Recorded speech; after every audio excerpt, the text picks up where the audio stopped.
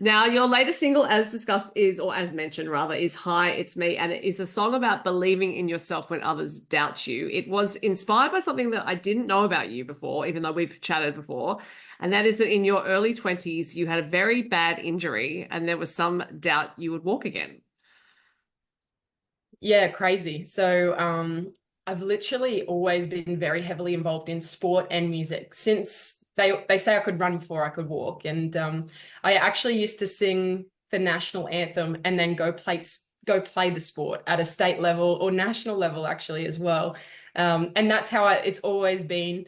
But yeah, in my early 20s, I I did an injury playing sport, and I'm now in the record books actually because I was the first success story.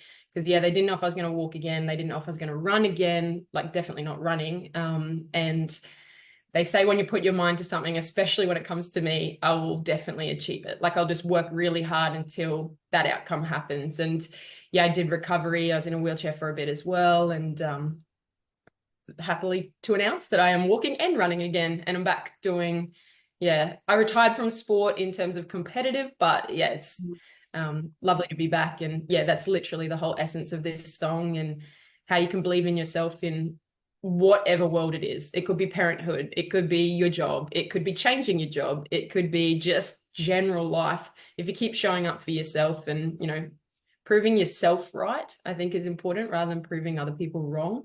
And the whole thing is about being unstoppable with that. And so we did that into the music video as well, and brought in the sport element of a young girl following the storyline into professional sport, which was so much fun. We filmed that one in Nashville as well, and we even managed to get jerseys that matched the Australian colours, which I was stoked about. So, but yeah, no, it was such a special moment to tie all of this story together into the Hi, It's Me storyline. Mhm.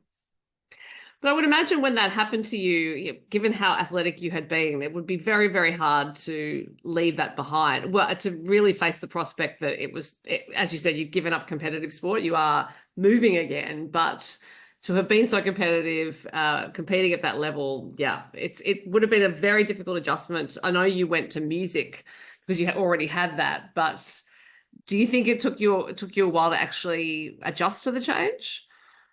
Yeah, it did. But also in one way, if you know me really well, I always have to be busy. Like I love being busy. How much can you fit in a day, in a month, in a year? So actually, when I retired, I moved into a coaching role. So I still to this day, actually, when I'm back in the country, sometimes they time it beautifully, I coach state level sport. So no word of a lie, I was coaching state level sport during the day and then playing groundwater every night and then coaching state level during the day. And I did that for the whole 3 days of the state championship and groundwater. Because again, they're both my loves, and that's just me to a T. How much can I fit in a day, even if it sounds crazy? And while you were heavily jet lagged too. Yeah. Yes, correct. And in two different towns. Yeah, because I must say that you have national titles in futsal and then you have state titles in field hockey and athletics. So it's not even like you were just a team sport person, you were also an individual sport person with the athletics. Yeah, exactly. I've played every sport under the sun, including rugby, potentially to my mum's not love, but I've played it all. So yeah, I mean, it's the best way to be a coach too if you've played a lot of sport. Yeah. And I would imagine that a lot of what you learned as an athlete, you have been able to apply to music because I often think there are parallels there in sport, just as in music, you're doing a lot of scales and drills and you have to learn the basics before you can play pieces of music. In sport you have to do drills and practice and then you get to compete, but that I think that tolerance for boredom almost is the way I'm framing it to myself now as someone who does sport and music.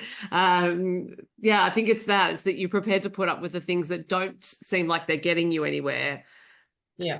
and they ultimately will. Yeah. There's just something, I don't know, we're both fortunate if we're both in the sport and music world, but there's just something magical about both worlds. and even better that they work together. And I mean, sometimes I feel like I am running a marathon on a stage, so that also helps. And yeah, they give each other benefits.